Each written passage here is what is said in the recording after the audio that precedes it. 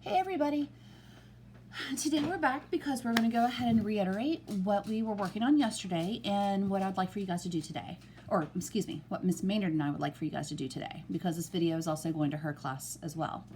So yesterday we were working on a brainstorm, and you either had the choice of saying that elementary and middle schools should stop assigning homework, or elementary and middle schools should not stop assigning homework, depending on whether or not you were for or against this.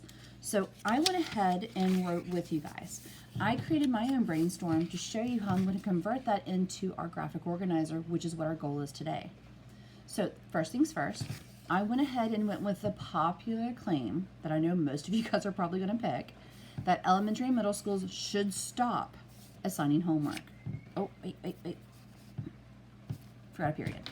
Okay, so the first thing I did is after I made my T-chart, for my body paragraph 1 and body paragraph 2, I picked a topic sentence.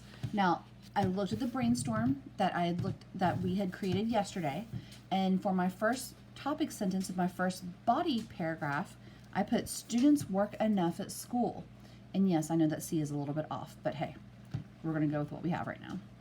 So after I went ahead and decided what my topic sentence was going to be, I started looking through my passages, figuring out what type of evidence I was going to pull to support that topic sentence. And here's what I came up with. I came up with the first one, because I know that whenever I do a paragraph, I need to have, let me move it a little bit better.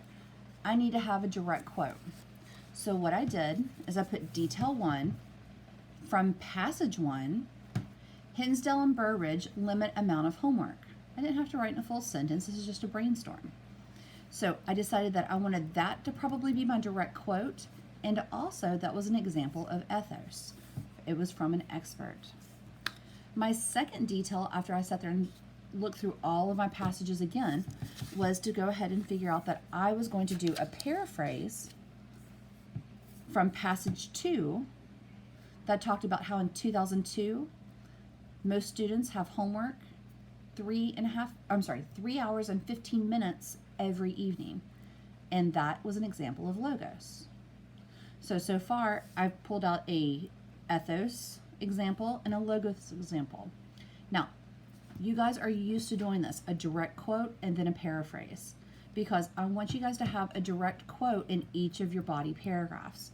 And then everything else is going to be paraphrases. And I'll show you how to do that in just a moment, because I wrote it out. Then my third detail is another paraphrase, but I didn't pull it from a passage. Instead, I used my own personal story of how we have enough work at school and I need time off in the evenings. So I started thinking about that, and the more I thought about this, I realized that I probably need to write it from a student's perspective or as a mother's perspective and not necessarily a teacher's perspective. And I'll show you how I'll change this ever so slightly, which you can do from a brainstorm to a graphic organizer. So let me see what I did. The first thing I did is I went ahead and took the graphic organizer, which you're going to have a copy of on this page. Now, you've got a couple options with this. You can either print out the graphic organizer and write on it, or if you don't have a printer, what you can do is go ahead and just write it out on paper. You have the guidance of what to do for each sentence for the most part. And none of this is new. This is what we've been doing with our close readings, and this is what we did for the Prometheus essay. So this should not be too new to you. So first thing we're going to do is read over the instructions. It says, write an essay for your school newspaper arguing whether elementary and middle schools should stop assigning homework. Your essay must be based on ideas, concepts, and information from the homework passage set. Use evidence from multiple sources. That's why on my brainstorm, I was putting down that I'd used from passage 1, passage 2, and then I was using myself as an expert in a way. Don't over-rely on one source. Be aware of the details you're choosing. You do not want to overload a paragraph with too much ethos, pathos. Let me mute that real quick. Ethos, pathos, or logos. So try to keep it balanced with one of each. That's why I put the little symbols underneath here. One for ethos, one for logos, and one for pathos. because I thought, hey, why not? Make it easier to keep track of. So I put in my claim. Elementary and middle schools should stop assigning homework. Then I went ahead and I started putting in my topic sentence. Students spend enough time working at school, because that was a little bit different version of the way I said it on my brainstorm, but that's okay because things can change from one to the other as long as the message is pretty much the same. Then I went ahead and put in the detail 1. Detail 1, if you remember, said Hinsdale and Burr Ridge limit amount of homework. So if I go back and look at that detail in the passage, it says, in Hinsdale and Burr Ridge, Illinois, school officials came up with an official homework policy defining how much work kids in each grade should bring home. I thought that was an excellent fact to help me support my topic sentence. Shh, Alan, I'm videoing. So I go ahead and I use that as my direct quote. And here's how I did that. I know that whenever I'm doing details, I have to have an example with citation and direct quote. And that was going to be a yellow. Now, do you remember our color coding system from beforehand? It's still going to apply to this. Now, you can color code if you want, or you can go ahead and just leave it alone as you want. But it's up to you. And also, you have your transition bank down here. It's printing off a little bit weird, but that's okay. And I also adapted the citation starters. So we've got passage 1 states, passage 2 states, passage 3 states. You could also say source instead of, okay, I'll fix that. Instead of passage, depending on when they're labeled. You could also put according to the author and insert the author's name. You could put the magazine article and insert the article's name, states. Or you could say in passage 2, paragraph 9, it states. However you want to do that. But for the most part, this isn't going to be anything new to you guys. So I went ahead and took that detail, that fact from passage 2, and I went ahead and put it in here and said, to begin with, I started off with a transition.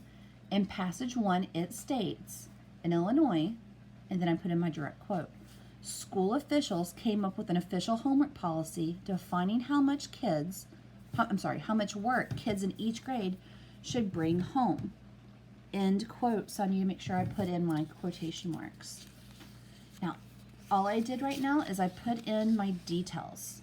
If you see this, I haven't put in my explanations just yet. Okay. My second detail, I went ahead and labeled it also here on the side to help myself keep track. The second detail that I pulled said, let me see if I can find it real quick. I'm in passage 2. By 2002, the amount of time spent on homework was 3 hours and 15 minutes. Now, because I'm going to do a paraphrase for this, I'm not necessarily going to do a direct quote, so I have to put it into my own words. So here's what I did. I put a transition in. Also, in the magazine article, Rethinking Homework, all I did was go ahead and put the title of passage 2. It stated in 2002, students usually spend about 3 hours and 15 minutes a night on homework. That's just a rephrasing. I did not write it down word for word. I got the gist of it and put it in my own words. Okay, that's a paraphrase. Then the third detail, I went ahead and decided to do this one as pathos. I said, lastly, as a mother, not a teacher, I think my children should have their evenings free so they can participate in something other than academics. And then I left it at that. So what I've got to do now, after I find my pen, there we go, is go ahead and explain how each of these details supports my topic sentence. So, for example, to begin with, in passage 1, it states, in Illinois, school officials came up with an official homework policy defining how much work kids in each grade should bring home. Okay, so how does that support students spend enough time working at school? All of this is going to have to be you coming up with your argument to explain why that supports that. Okay, hang on just a moment, I'll be right back. All right, everybody, I'm back. So what I was doing is I filled out the details the first time, And then I went ahead and filled out the explanations to kind of give you an example and to model how you should do this. I know some of you guys struggle, but you have to kind of be able to argue why that detail is going to go ahead and support your topic sentence. And again, like we told you in class, if you ever want to learn how to win an argument, this is going to help you for the rest of your life. You back it up with facts and your explanations. So let's go ahead and look at the first one again. It says, to begin with, in passage 1, it states in Illinois, school officials came up with an official homework policy defining how much work kids in each grade should bring home. So how does this support my topic sentence? Here's my explanation. This is important because if homework is an absolute must, then it will be based off of their age. Hopefully, it would only include work that wasn't finished in class. Now, this is still supporting that this does not need to happen, but yet at the same time, I could probably argue this one just a little bit better, honestly. But for the most part, it's very minimal homework. And they shouldn't have to work at home, but if they do, if it is required, it's going to be based off of their age. So it's not like 100 problems for a 4th grader. That's a little extreme. Okay, my second detail.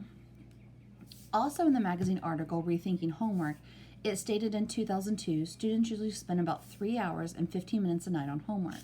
Remember, that was our paraphrase from passage, I think it was passage 2. So what I did is I explained it by saying, a student's brain has been actively engaged for 8 hours, a school day.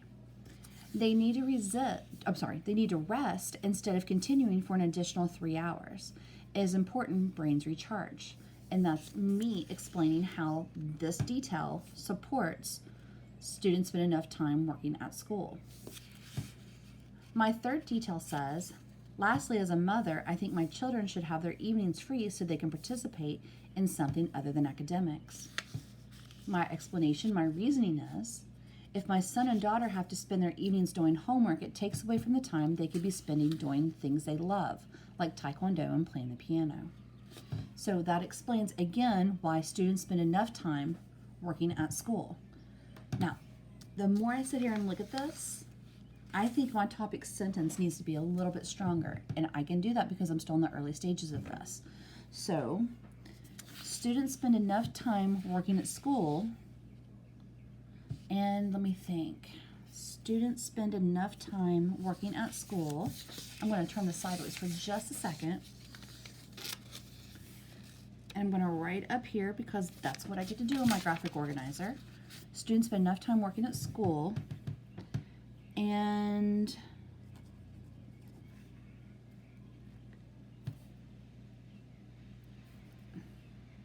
need to refresh in the evenings. So that kind of goes ahead. Oh, sorry, let me turn that sideways for you. And need to refresh in the evenings. So that kind of makes it a little bit more specific, and I think that should be okay because it makes it a little bit more specific and it allows my details to kind of come into play. Now for my last sentence, all I'm going to do is restate what my topic sentence was. And I think you guys know how to do that, and I don't have to do that for you right now. But remember, today only, no, not today only, I said that backwards. Today, we only want you to do the first body paragraph. We're going to do the second body paragraph tomorrow, so you don't have to worry about it until tomorrow. But just for today, try and do the graphic organizer for the first body paragraph. And that's it. If you have any questions or comments, please don't hesitate to message us on Schoology. We're totally here for you. And I wish you luck. Don't forget that you can either print this out or you can go ahead and just write it out on paper, but make sure you label it a little bit just so we can make sure we know what you're talking about. Okay? Thanks so much, guys.